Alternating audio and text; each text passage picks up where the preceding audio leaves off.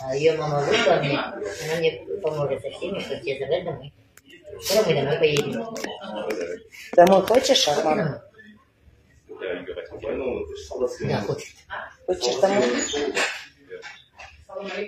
Да, нет. Да, я. Да. Арман, тебя кто-нибудь бил, только честно. Это я честно. Тебя обижали? Тебе да. Танкомат побили. Она это. В Кунаеве побили? Не знаешь, кто бил? Знаешь? Кто? Алишер. Алишер? Фамилию не знаешь? Представитель. По голове был? Да.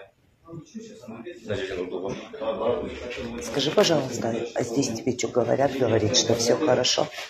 Тебя не обижают здесь, только честно. Это служитель цивиля.